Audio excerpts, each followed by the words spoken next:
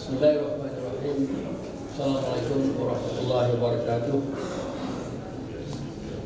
Colleagues and friends, lecturers and students, a very pleasant afternoon. First of all, let me take this opportunity to thank the museum for inviting me to be speaking here and participating in this whole fiesta which will go on for 2 days, I suppose. Now let's go straight to the topic of the discussion. The topic given to me or approved by the organizer is Malay navigation and maritime trade, a journey through anthropology and history. So inshallah for the next probably 40-45 minutes we will be discussing this topic together.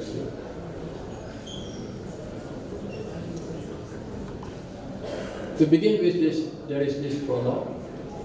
The Malays are made up of a huge racial group originally based in Benua Sunda, Sundaland, term which is rarely heard these days. Now normally referred to as the Malay archipelago.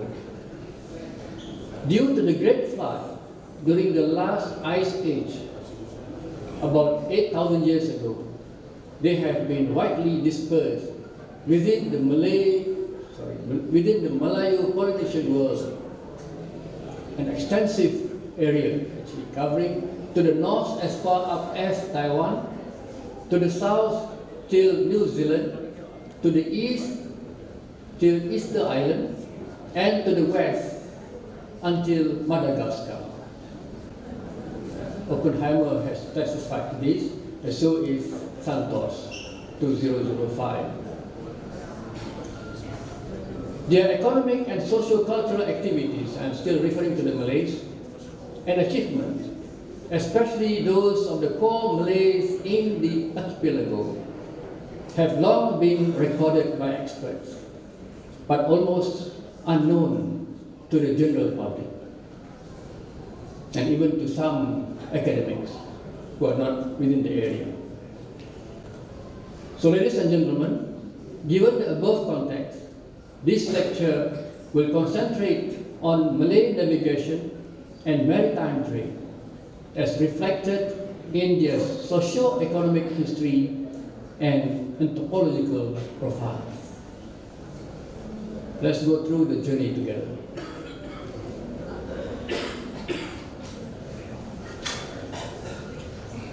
In the ensuing discussion, the term Malays or Melayu refers mainly to the core group within the Malay archipelago, but occasionally includes also those within the rest of the Malayu-Polynesian world. And this Malayu-Polynesian world is as shown in the map. The map is also rarely seen by many, actually. You have all kinds of sub-ethnic Malays here, from your left to your right, from above to the below. And in the map you can see to the north is Taiwan. The Malays didn't come from Taiwan, but the Malays went to Taiwan. The Malay subgroups such as Kami, Yami, they are all from here. Yeah? And they went as far south as New Zealand. The Maoris are Malays as a subgroup, and as far west as Madagascar, at the end there, here, my end here, Madagascar, near Africa, and as far east as Easter Island, very close to Peru, in South America. That's the whole gamut of the Malayu-Polynesian world. Or you want to make it simple, the Malay world.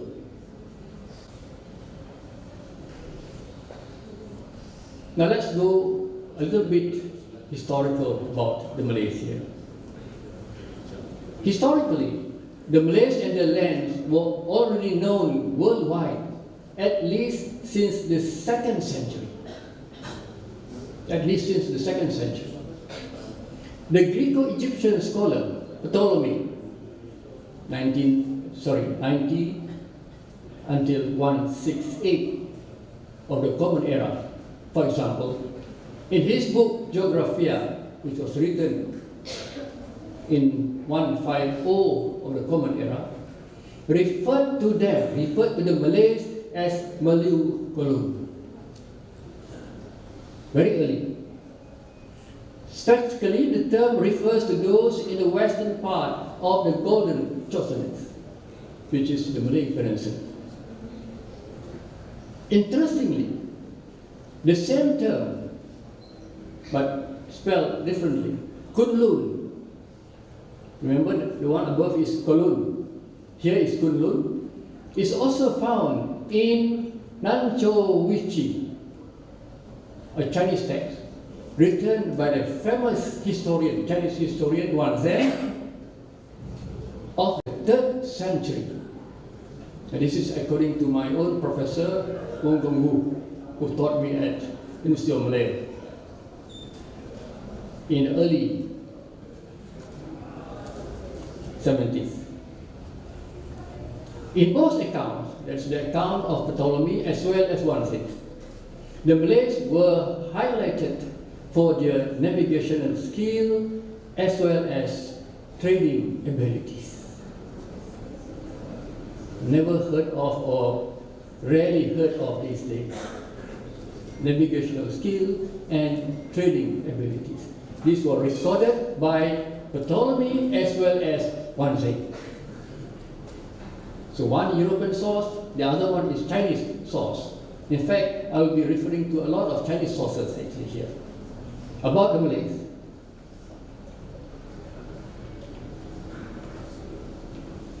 Colleagues and friends, in terms of nation building and foreign relations, by 535 BCE, before the Common Era, I'm talking about before Jesus Christ, the Malays have established Kedah Tua, or Old Kedah, towards the northwestern side of the Malay Peninsula. The state is known to have engaged in export-oriented iron smelting activities. In the 7th century, there was a kingdom known by the name of Melayu near Jambi in Sumatra. Kedah Tua, we do not know what was the term used, but we refer to it now as Kedah Tua. USM authorities refer to it as Kedah Tua, as I will discuss later. But the first state to use the name Melayu is the one established in Sumatra.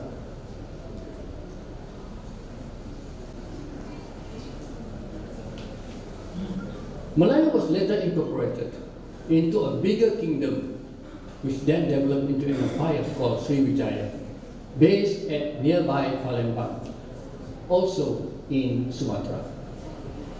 Though based in Sumatra, the empire, as referring now to Sriwijaya Empire, had tremendous influence on other islands in the archipelago, as well as on Champa in what is now Indochina. In Java, for example, its king Dharanindra built the famous Borobudur in 770 CE. Samaratungga then completed it in 825 CE. Both are from Sriwijaya. Sriwijaya remained in power until the 14th century with a lasting unifying effect on the Malay archipelago and part of Indochina. This is Sriwijaya, and this is the length and breadth of the empire, with the significant unifying effect of making the whole population around the peninsula and also the archipelago to identify themselves as Malays. Numerous groups in the region, including Champa, recognized their shared identity and referred to themselves as Melayu, Malays. Of course, they have the sub-ethnic, which will be mentioned here, which their homelands called Tanah Melayu. Within the archipelago, this includes Jambi, Palembang, Minangkabau, Siak, Kampar, Rokan, Panay, Kampe, Aru, Mandailing, Tumiang, Perla, Samudra, Lamuri, Aceh, and Barus in Sumatra, as well as Langkasuka, Kedah, Kelantan, Pahang, etc., in the Malay Peninsula. My friend Andaya has written on this. Andaya is a Filipino, a Malay himself, a friend as well as my teacher, because he taught me history at University of Malaya. This is the husband of Barbara. Okay. Sriwijaya had a long history of mercantile and religious ties with India, China, and Islamic Caliphate in the Middle East. Around 860 CE, for example, Sri Maharaja Balaputra built a monastery at Nalanda University in Bihar, India. Not many people know about this. A Malay king from this area built a vihara, Bihara in Malay, temple in India.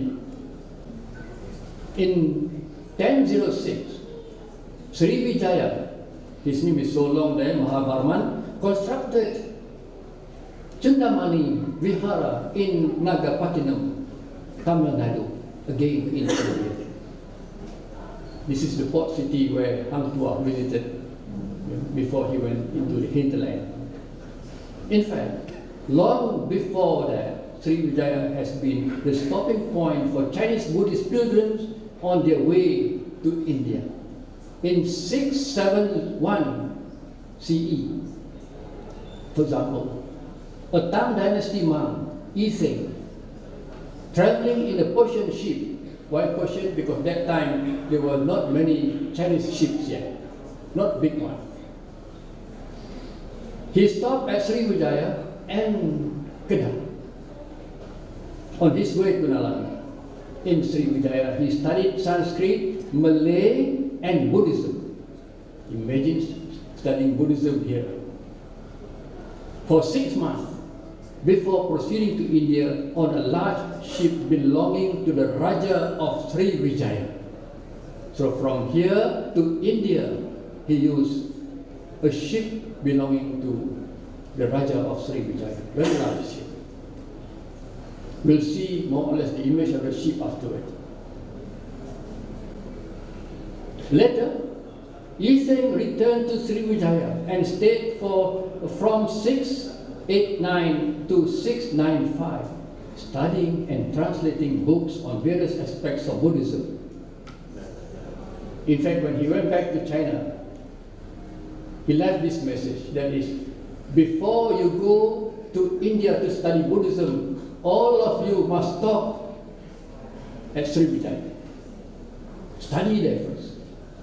So Sriwijaya was more or less a hub in education, religious education at that time. Colleagues and friends, like the 10th century one said, Yi Seng, again a Chinese here, referred to the Malays as Kunlu. He used the same term. Now the term is used by 3 people now. Ptolemy, one's name, and now Yi Seng. Regarding the appearance, he was quite correct. He noted that Kunlun people have curly hair.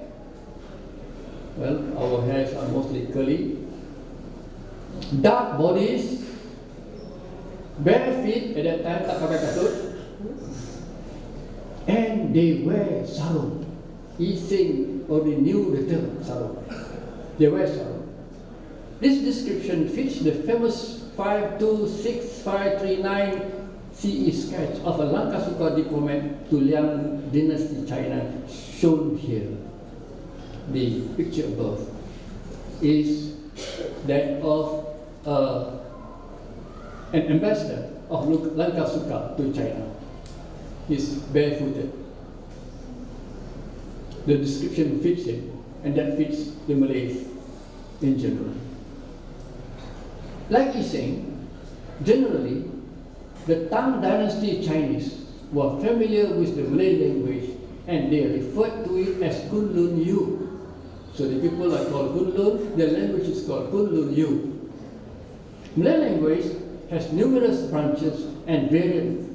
One of it is Ma'anyan, which was brought from Sriwijaya to faraway Madagascar by way of maritime travels and migrations. One of these took place from the present region of Kalimantan, that is in Borneo, since around 830 CE.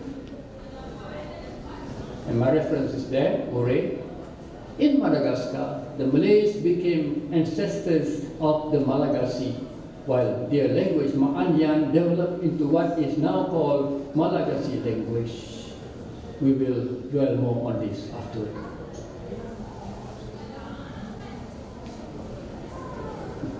Meanwhile, Islam came to the archipelago as early as 674 CE with the establishment of a Muslim settlement in Sumatra. However, intensive Islamic dawah was started only in the early 12th century. Thus, Hindu-Buddhism was slowly replaced by Islam.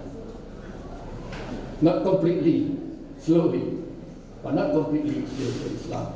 Local documents indicate that the first Malay state to accept Islam was Samudra and Perla in Sumatra. Later, the states were merged as Pasai. The process of Islamization was stepped up during the Sultanate of Malacca in the 15th century. Malacca soon replaced Sriwijaya, which ceased to exist in the 14th century. Its entrepôt was for a long time a thriving trading center, a meeting point between merchants from China, again, India, Arabia, Persia, and even Europe. Persia started to play a very significant role. With the traders also came Islamic preachers. Thus, from Malacca, Islam and the Malay language, with the Jawi script, of course, were quickly spread to the four corners of the archipelago. Dear colleagues and friends and students, this is Malacca. Later, both Islam and the Malay language would become important indicators of Malay identity within the Malay archipelago and parts of Indochina, especially Champa, not including those in the four regions, including in Madagascar. Unfortunately, in 1511, Malacca was attacked, captured, and colonized by the Portuguese. It was later taken over by the Dutch and finally colonized by the British until Malaya's independence in 1957. At the time of the Portuguese attack, however, Malacca was still a bubbling international commercial center, a Venice of the East, with merchants coming from all over the world. Dear friends, now we move on to Malay navigation.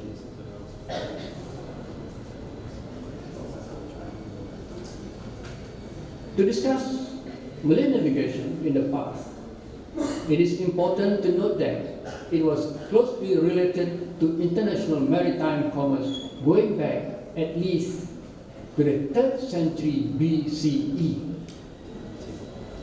before the Common Era, that is before the birth of Jesus Christ. During this pre-Columbian period,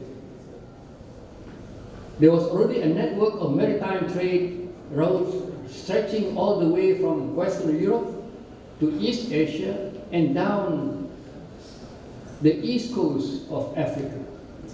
And within this very early and vast network, Malay traders and navigators were already very much in action. We have the Chinese sources and other European sources testifying to this. In discussing Chinese maritime commerce and shipping during the Han Dynasty, John E. Hill, for example, points out that, and I quote him, Roman and Arab ships dominated the Egypt to India trade, but most of the trade between India and China was carried by Malay, Indonesian, and Indian ships. It was rare, however, for Chinese or Roman citizens to make the complete round-trip journey between China and Egypt. So the Chinese and the Romans were not participating yet. Probably they were still sleeping at that time. This is a possible image of a Kunlun Po as described by Wan Zhen.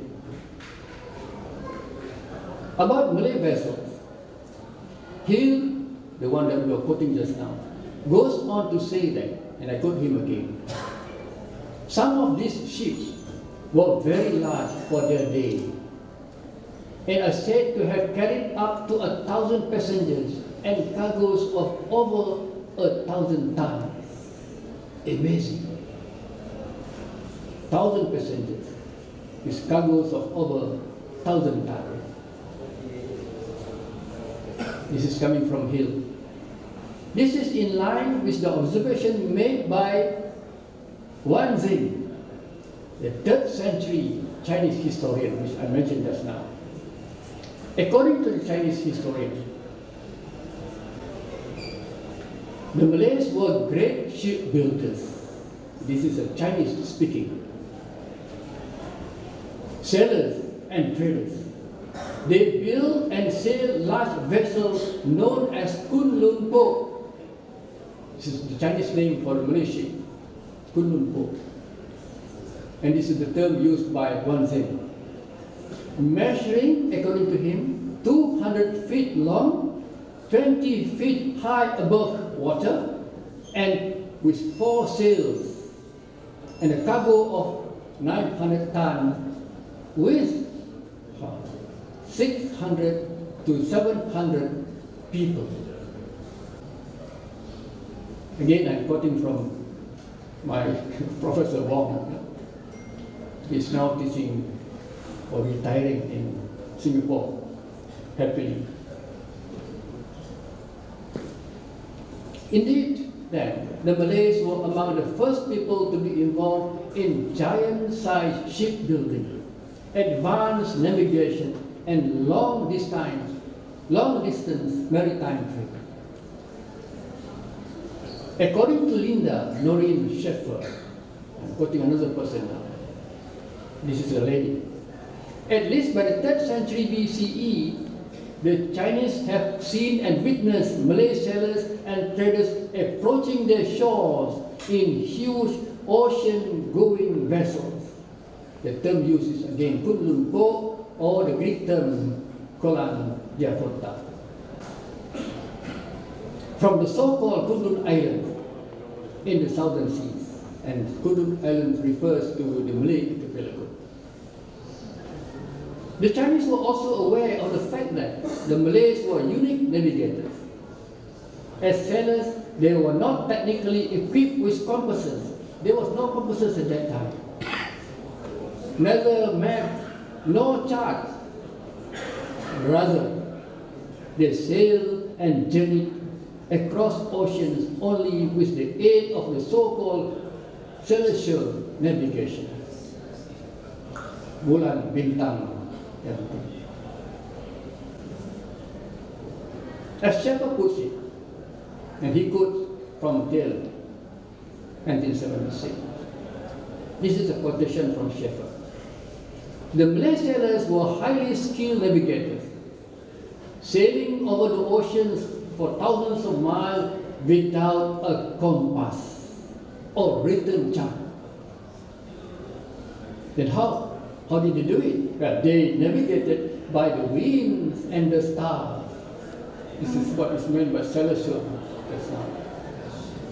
By the shape and color of the clouds, by the color of the water, and by the swell and wave patterns on the ocean surface. In fact, according to him, they could locate an island when they were still like 30 miles from its shores. How? By analyzing the behavior of various birds, the animals and the plant life in the water, and the patterns of swell and wave. They could locate islands which is about 30 miles away. No compass, no chart, no manual, no module, PJJ or not PJJ, no module. Colleagues and friends, and especially my young listeners and fans here, brothers and sisters. The Chinese of the time were also aware of the fact that the Malays were skilled and innovative builders of the large ocean-going vessels. They built their own vessels, actually. In fact, they have learned a lot about shipbuilding technology from the Malays. The Chinese have learned a lot about shipbuilding technology from the Malays. I'm not the one saying it. So again, I'm quoting Shepherd. As Shepherd puts it, and he was quoting Johnston. And I quote Shepherd now. The Chinese also knew these islanders as builders and as the crews of ocean-going vessels engaged in long-distance overseas trade. The Chinese, in fact, appear to have learned much from these sailors. The Malays independently invented a sail made from woven mats reinforced with bamboo. At least several hundred years BCE, and by the time of the Han Dynasty 206 until 221 BC, the Chinese have copied and were using such sails. They have learned from the Malays. Friends and colleagues, regarding the Malay ships, 3rd century CE Chinese description of foreign vessels indicate that they were of the type called jong by the Malays, a term later adopted by Chinese language as jun, and by European languages, English, Portuguese, and so on and so forth, as junk, J-U-N-K. And according to the Chinese observation, a typical Malay junk is a large vessel with multi-layered hulls. Again, as Shepherd puts it, quoting this time from Manguin, long quotation, but a very significant one. On average, the junk could carry 400 to 500 metric tons, but at least one was large enough to carry 1,000 tons. The planks of the ships were joined with dowels. No metals used in their construction. Tak pakai paku. No nails, no metal, nothing. On some of the smaller vessels, parts might be lashed together with vegetable fibers, but this was not typical of larger ships. The jong usually had from 2 to 4 masts, tiang, plus a bowsprit, as well as 2 rudders mounted on each side. Outrigger devices like this, outrigger devices designed to stabilize a vessel were used on many ships, but probably were not characteristic of ships that sail in rough oceans. There are exceptions, as I will show. Friends and colleagues, this is a Malay jong in the making. Huge ship. Aside from the above, in the history of international navigation, Malay sailors were also known as the first to use the balance lug the balance lug sail for their joms and galleys, which the Western people call galleys. This has been recognized as an invention of global significance. Again, as explained by Schaeffer, balance lugs are square sails set fore and aft and tilted down at the end. They can be pivoted sideways, which makes it possible to sail into the oncoming wind at an angle or to tack against the wind. That is to sail at an angle from one way and then the other in a zigzag pattern, so as to go in the direction from which the wind is blowing. Because of the way the sides of the sails were tilted, from a distance it looked somewhat triangular. This is coming from Schaeffer. Now this is the Joe with balance lug that he is speaking about. The Malay square balance lug is not only significant in that it could be used to sail into the oncoming wind. More than that, it has also given the inspiration to the triangular lateen sails later developed by sailors of other nations and regions. This is what is meant by innovation. Being innovative would lead to other people also being innovative equally. Malay ingenuity in navigation was still there to be seen during the Sultanate of Malacca in the 15th century. However, I have to admit that the size of the ships was slightly reduced. I'm going to give an example of a ship which I like very much, but what to do is smaller than the one before, and that is Benang Berahi. I'm sure many of you are familiar with Benang Berahi, the meaning of which is also very, very interesting. Suppressed desire. This is a possible image of Benang Berahi, which means suppressed desire. Benang Berahi, the famous ocean-going galley of Sultan Mahmud Shah, which was often used by Hang Tuah. Wherever he went, Hang Tuah would use this. To Japan, to India, to Rome, which is Turkey, to Jeddah and all that. This is the one we use. But Benang Berahi, for example, was only 180 feet long, using only 3 sails, whereas the earlier one would go for 4 sails, with 100 paddles, and with a capacity for 400 crews and fighters. Earlier on, they had 700 crews and fighters put together.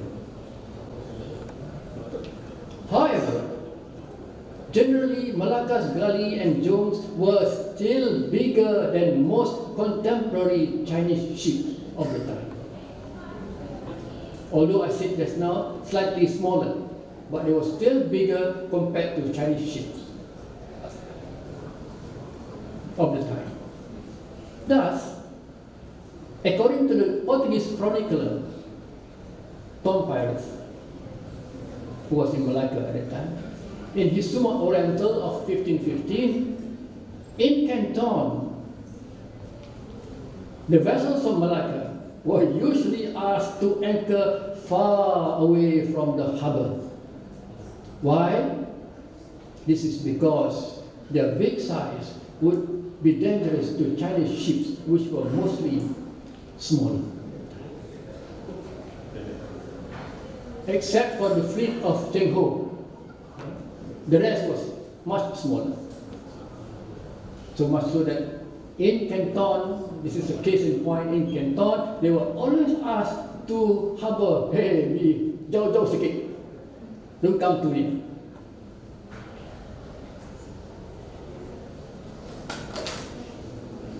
Now let's compare Malagas or Malay Jom with the Portuguese galleons and most Western galleons. In fact, Malagas galley and Joms were also bigger than the Portuguese galleon.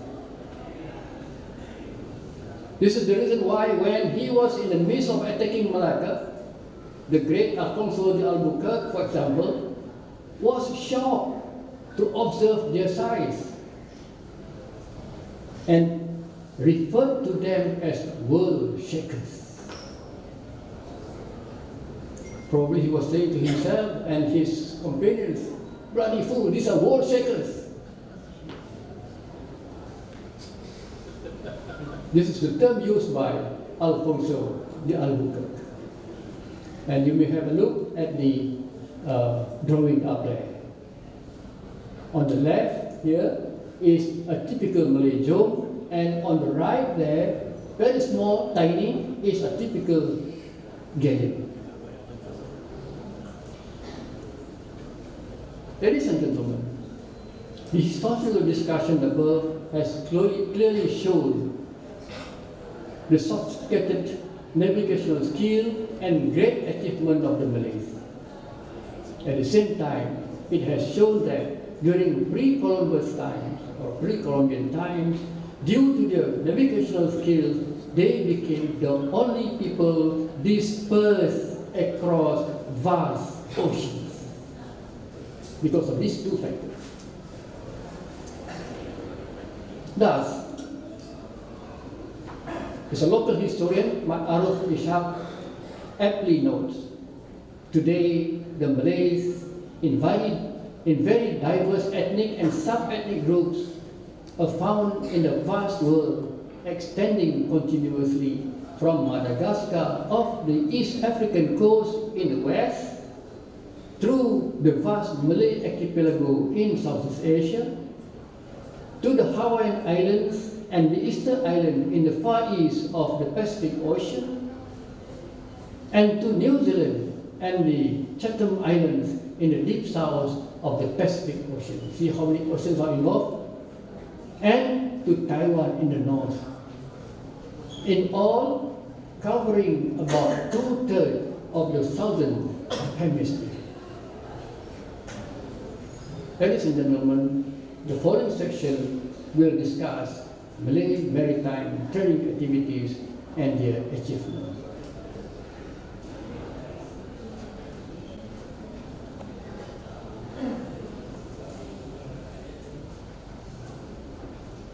Malay maritime trade started in the 3rd century BCE. Again, mind you, BCE. Before the Common Era. Alongside and in close association with Malay navigation. In fact, trade or commerce was the main motivation for the Malays to navigate across 7 oceans and to travel as far as away as China, India, the Islamic Caliphate states, and Madagascar. Generally, wherever they went, Malay navigators and sailors carried with them local products from the Malay archipelago, or those that were brought to their shores and those which they purchased from overseas. Historians indicate that in the 1st century CE, vast fleets of Malay outrigger ships went back and forth to Aden in Yemen. And some Malays even settled there, got mixed up with the Arabs, and of course they have their ancestors there. They have their descendants there. They were supplying the Middle Eastern and Mediterranean markets mainly with cinnamon, which in Malay is kayu manis, a popular spice product among the people in the 2 regions, in the Arab Gulf as well as the Mediterranean regions. At the same time, Malay sailors also traveled to as far as East African coastal states, as well as to Madagascar, where many of them settled down peacefully. I have to emphasize the word peacefully, because there is no report of any conflict with the locals.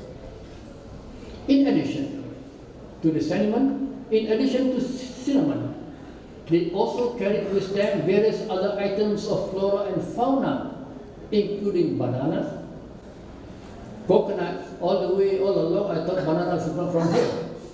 Or bananas, coconuts, cocoa yam, keladi, and chicken, as well as the famous Melayu-Polynesian musical instrument called the xylophone, which Dato is very familiar with, and he is an expert in using this xylophone. Aside from economic gains, the Malay trading activities had long-lasting socio-cultural impacts too. In the area of language, for example, the Malay word kayu manis was adapted as canela by the Greeks. Imagine the Greeks adapted their words and have been able to track only canela. There might be other words. And this took place through Phoenician and Hebrew languages. That means it went into Phoenician as well as into Hebrew language. And then from there, the Greeks picked it up. And the place of origin is here, in the Malay language. This is from Hill, the information is from Hill, and the picture up there is an example of an outrigger ship, which might have probably been used by the Malays to go as far as Madagascar. And in one of the academic papers,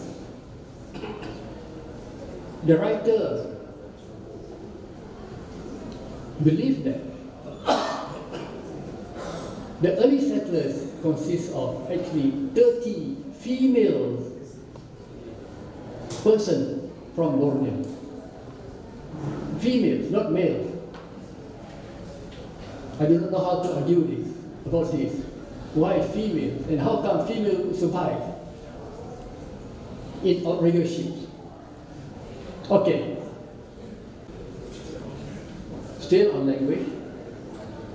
This is a byproduct of maritime trade. Similarly, Eddie, the Igbo African word for cocoa yam, is derived from the Malay word keladi, which I mentioned earlier. It became Eddie in the Igbo language. Also, as discussed earlier, socioculturally, Malay communities who settled in Madagascar contributed even more, for they themselves became the ancestors of the present-day Malagasy people who dominate the huge island nation. And the Malayo-Polynesian Ma'anyan language, which they brought from the Borneo part of Sriwijaya Island, is still widely spoken there under the name of Malagasy. There are a lot of similarities between Coptic words of Malagasy and Ma'anyan in Borneo, even now. Ma'anyan is spoken in Borneo. And I have a map here and also a picture of a person there. On the left is a Malayo-Polynesian map with Madagascar on the far left here near me. On the right, at the end there, is a typical Malagasy face, which doesn't look different from a typical Malay face. And this is a former president of Malagasy.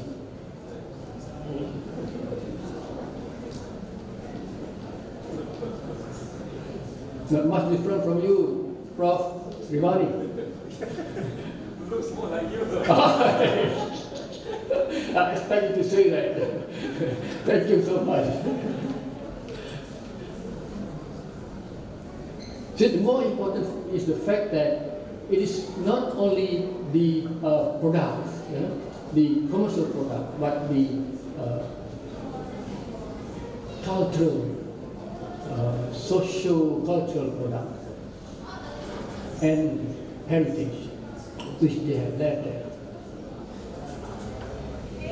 As indicated in the previous section, in East Asia, now we're going back to China. In East Asia, the Malays had long been trading with the Chinese. In fact, they were the first to initiate the shuttle trade with the East Asian giant, specifically in the 3rd century CE. The Chinese were not doing anything yet. The Malays were the one who initiated this. In the long history of Malay commercial activities with China, among agricultural products exported to the country were rice, cotton, sago, areca nut, and including its palm, known as pokok pinang in Malay. Rice and its plant, pokok padi, were mostly exported to the southern region of China by the Champa Malays during the Song dynasty, 960 up to 1279. The Champa variety of rice was very much favored by the Chinese for various reasons. First, it was drought resistant. Datang kemarau, dia tak mati. Drought resistant. Second, it ripened even faster than the existing local Chinese varieties. Third and finally, it could be cultivated on terraces around hilly slopes. Thus, by 1012 CE, the Malay rice was introduced even further up to the lower Yangtze and Hui River regions. This is specified by Emery 2015 studies. As indicated above, the other popular agricultural product exported by the Malay traders to China was the areca nut, the one mentioned earlier. The product was so well received that its palm too, pokoknya, was also exported and was extensively cultivated, especially in Guangdong, Yunnan, and Fujian. I got this from Kong, another Chinese source. In fact, even the Malay word Penang was adapted by many Chinese dialects as early as the 1st century, 1st, 2nd, 3rd century, and finally became Binglang in Mandarin. Mandarin is standard Chinese. Binglang. They didn't have the original word to use this. Aside from Penang, many other Malay words related to plants were adapted into the Chinese language.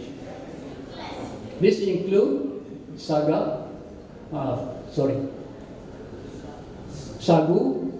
which became sahu or shalu, kapas, which became JB, nipa, which became mipa,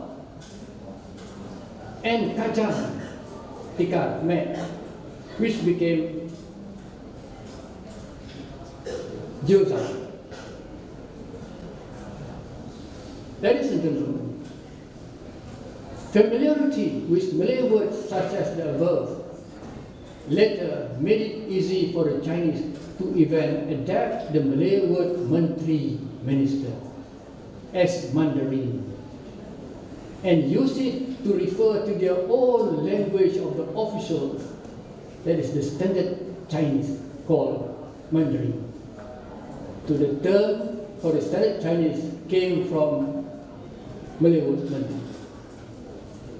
It was brought actually by the Portuguese after they had sacked Malacca, and they were here in Malacca for more than 10 years, they managed to gather words, and when they went around, including to China, they brought this word along. The Chinese picked it up.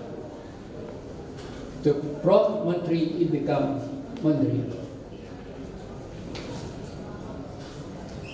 Malay maritime trade was at one of its height during the Sriwijaya period, which in China more or less coincided with the Tang and Song dynasties. Srivijaya's power was based on its control of international sea trade of the day. Her main concern was to secure highly lucrative trade arrangements with China and to a certain extent India and Arabia in order to serve the large market. This was possible with natural products collected from Sumatra, Java, Borneo, and the Eastern Island, as well as those gathered at Srivijaya's entrepot, such as Boga in Sumatra and Kagaram, which is Kedah Tua.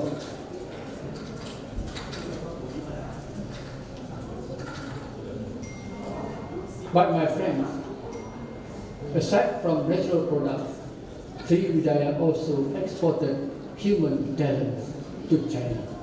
And this is very, very interesting indeed.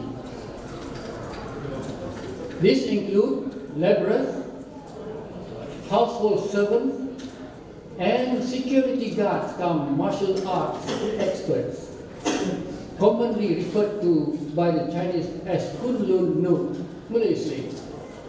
Kunlun means Malay, Nuk means slave. All the three groups put together are referred to as Kunlun Nuk. During the Tang dynasty, numerous Kunluns from the Malay archipelago traveled back and forth to China. Many resided there, especially in Guangdong. Among them, the martial arts expert and security guards were a special class of people. Their prowess impressed the Chinese. Thus, they became the artistic source of inspirations to amulet makers for royal grave.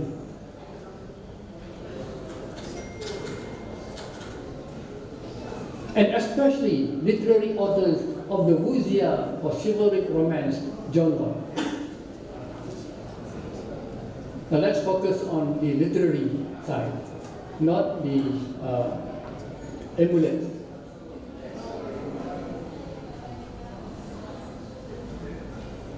Prof. Saad will be interested in amulet. We'll discuss later, privately. A popular and interesting example of the wuxia genre is the famous story of the Kunlun Nuk by B. Zing, 825-800-880, which portrays a Malay security guard come martial arts expert named Mo Lay. Another spelling is Mo Lay as one word, but both are Mo Lay. The Malay hero in this story is invulnerable, kebal, capable of flying, and has other supernatural abilities. You may be able to read this by yourself, because it's available online. The Kunlun Slave, edited by Liu Ju and Taylor Roney. Please focus on the picture on the other side. Here, Mowgli, the one in red, in Bising's chivalric romance, is said to be armed with a dagger. Well, this to me most probably is grace. Flying from roof to roof, which is Master Mr. Kui,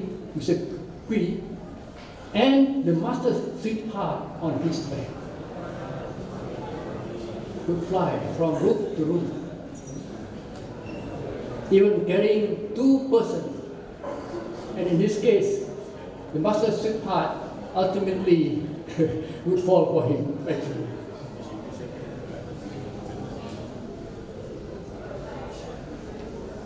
This is 9th century material. Related to that is this one, a movie, very recent one, but not many are aware of this, including my Chinese friends. They are not aware of this. More or less, chivalric adventure had been a main source for other literary and artistic pieces. In fact, it has now been adapted into a movie with the title of The Promise, Wuji, with Monet's name changed to the general reference to the Malay Kunlu. Here on the right, you may be able to see Kunlu in the movie The Promise. And The Promise is available in YouTube if you are interested in watching.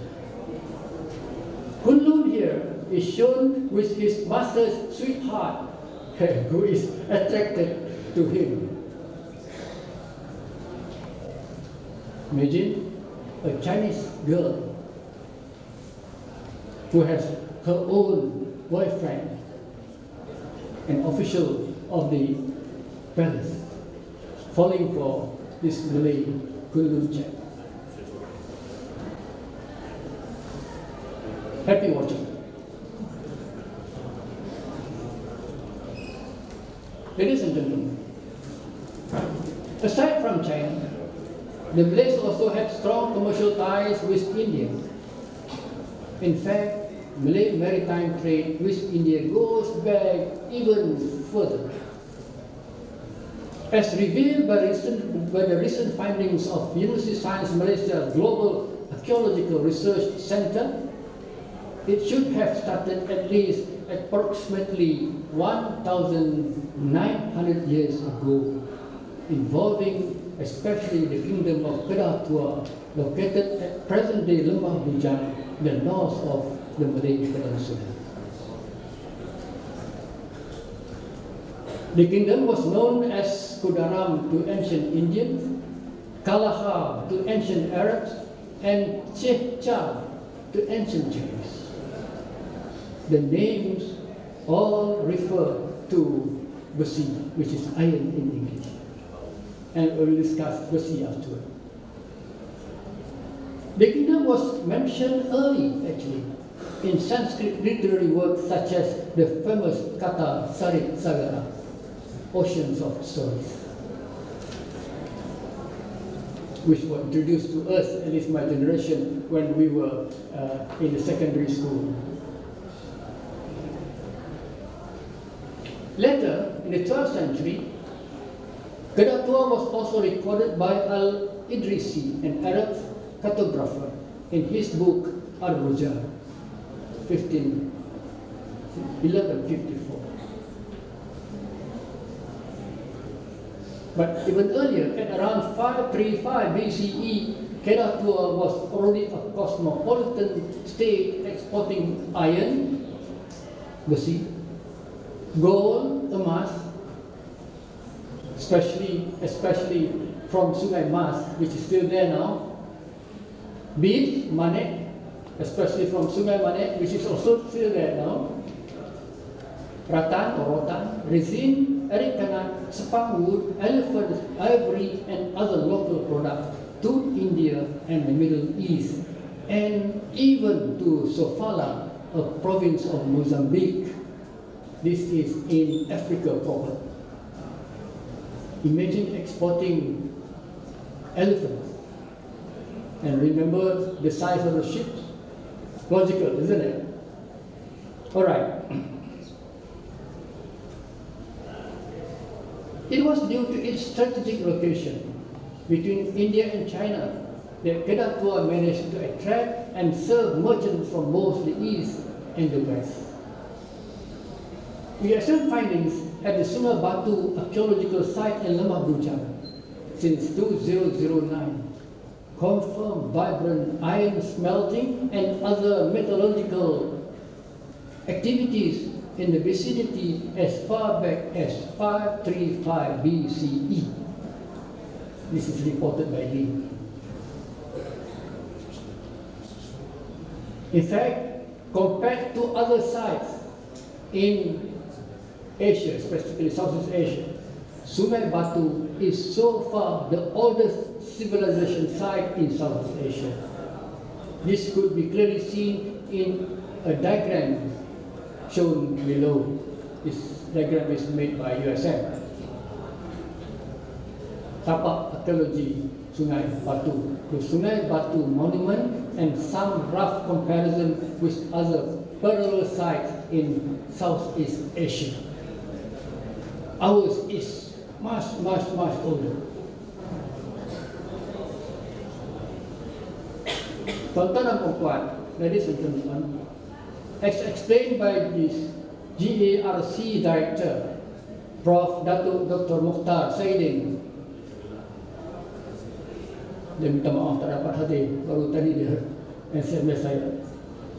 Aside from metallurgical site, relics, various other ancient relics have been discovered in Lembah Bujang by using the OSL techniques.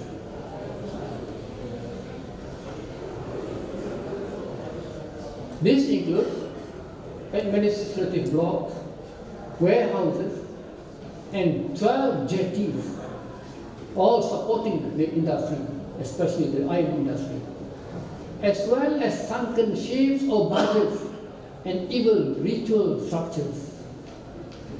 Generally, the ancient ships or barges measure about 40 to 50 feet in length.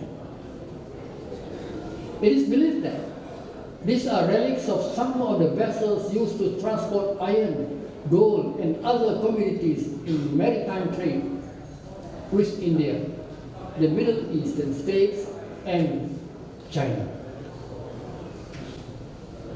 On the left, near my side here, you can see the skeletons of the ships, ancient ships. On the right, you see Duli Yang Maha Mulia Raja Muda listening to Prof. Mukhtar with Dato Asma on the side. This is at the side. They were looking into the digging area where the ships are found. Apparently, the Kedah Tua Kingdom was populated by both local as well as foreigners who arrived during different periods, mostly from India and the Middle East. In the 7th century, unfortunately, the kingdom was subjugated by Sriwijaya. Sriwijaya was expanding, and Kedah Tua was also thriving. So the king of Sriwijaya said, let's take Kedah Tua. However, maritime trade went on uninterrupted for centuries. Kedah Tua benefited not only from the normal maritime activities, but also from trans-peninsular routes which they developed along the Buda and Patani rivers. This enhanced the India-China trade. You don't have to go through Singapore. You can see this on the map there. Map of the early Kedah Tua Kingdom and the early trans-peninsular roadways. And on your right is an artist's impression of trade activities in Kedah Tua, picture from the Bujang Valley Archaeological Museum.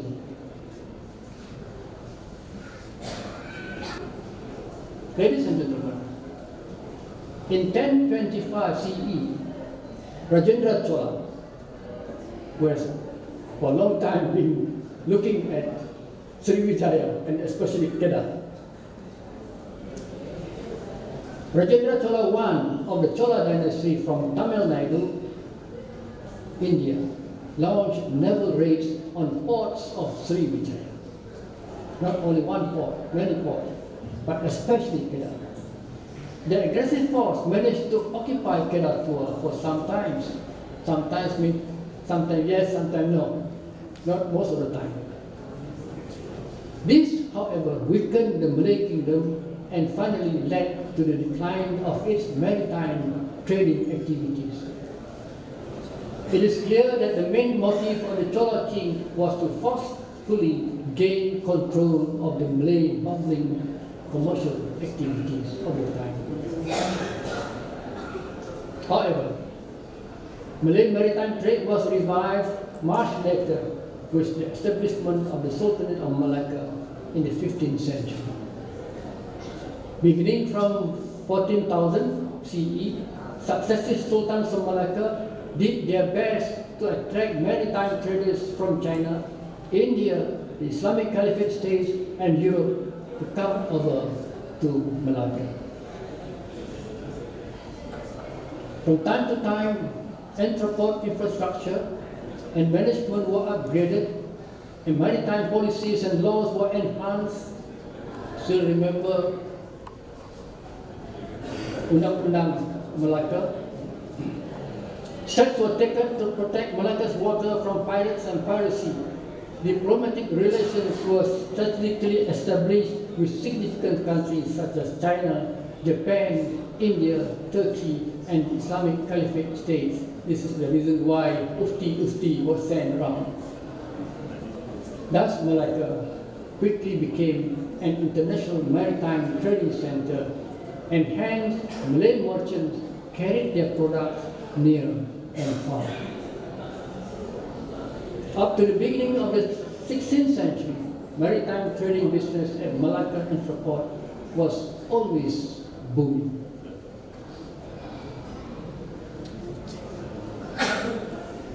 As Simon Elegant puts it, quoting from Coteso,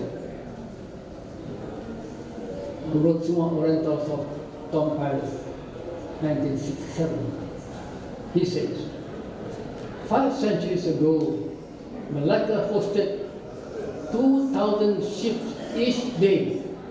It's not 20, it's not 200, 2,000 ships each day. Cargoes of maize, which is kulit buah pala, nutmeg buah pala, clove bunga cengkeh, sandalwood kayu cendana, tea, porcelain, and silk passed through Malacca on their way to Europe.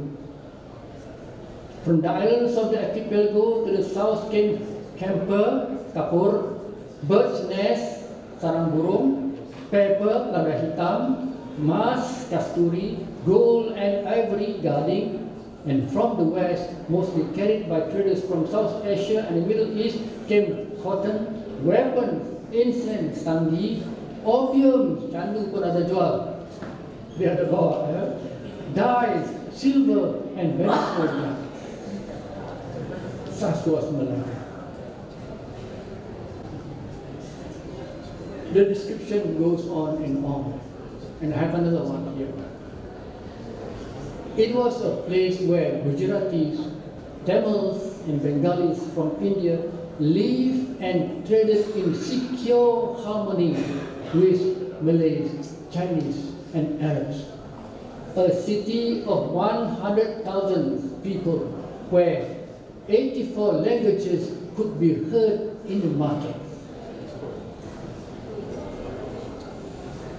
It's no wonder that Kutua was capable of speaking how many languages, Prof? 12 languages. Because 84 languages, probably including dialect, were spoken there. The Malay Sultan, who ruled Malacca, ensured that the straits was free of pirates. Goods could be stored safely in hundreds of well-guarded go-downs. The city's laws were administered fairly to both Malaccan and foreigners.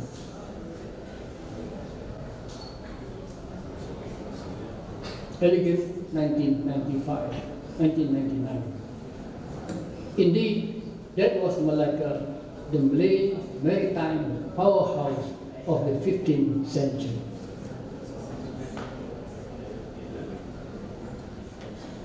An image of Malacca from Google.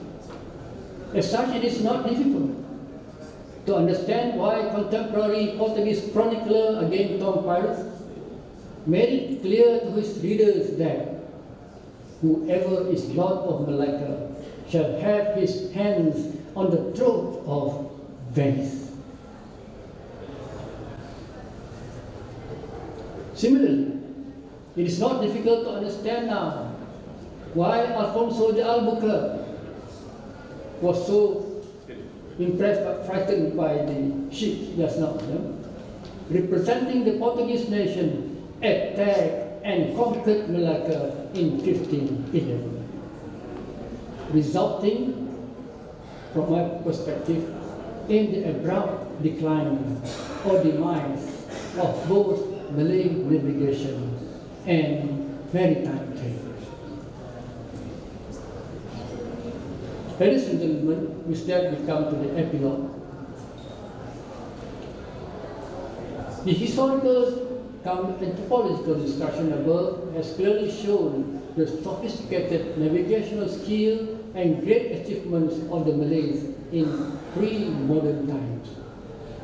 They had extraordinary talents and skills not only in constructing large ships, but also in traveling across oceans ahead of most other people. The crossing over to Madagascar on outrigger ships via the perilous Indian Ocean, for example, was indeed a great feat, difficult to surpass.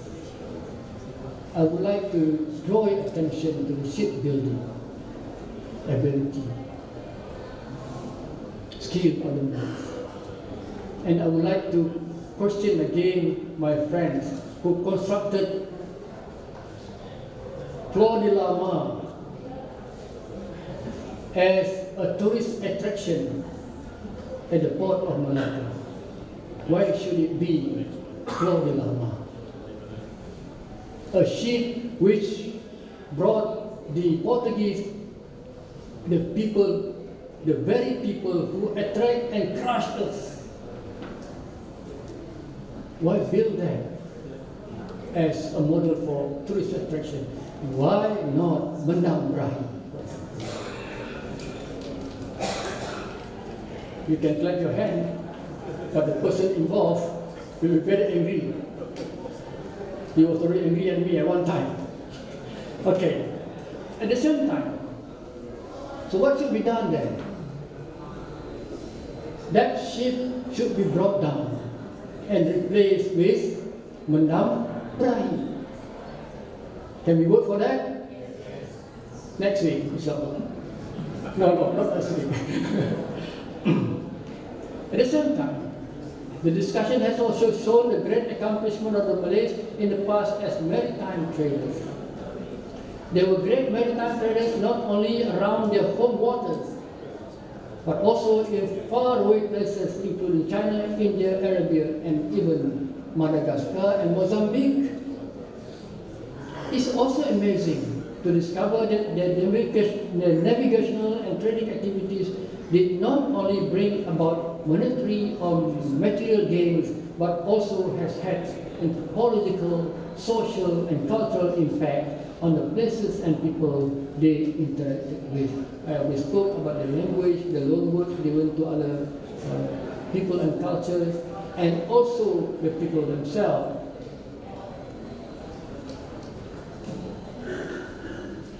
Here again are the people of Malay stock and their homeland. We were discussing about them. Towards the end, we talked about the demise of their navigation as well as maritime trade.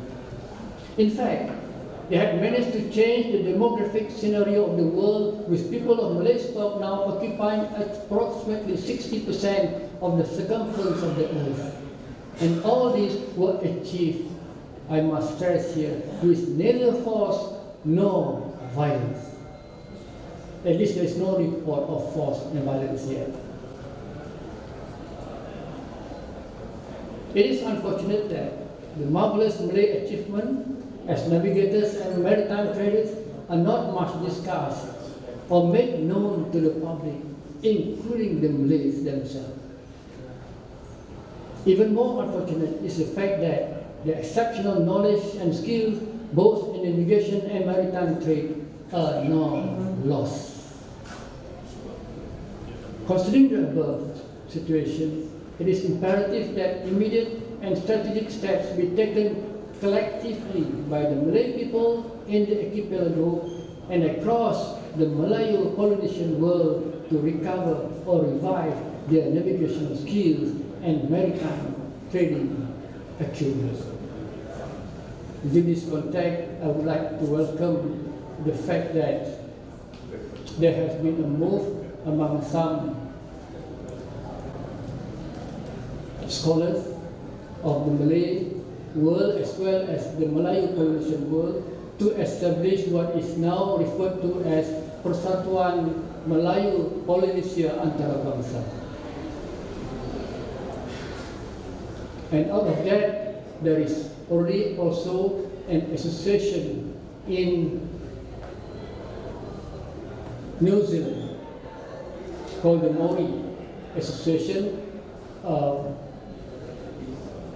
which tries to spearhead a move to return, to make a comeback for the economic activities of the Melayu-Polynesian people. This is called Maori Melayu. Prof. Murad is one of them. Can you give me the name, Prof. Murad? Maori Melayu-Polynesia Organization. That's right. Maori Melayu-Polynesia Organization. With that, friends and colleagues and students, I would like to really congratulate the students who are willing to remain here for more than an hour. Thank you so much.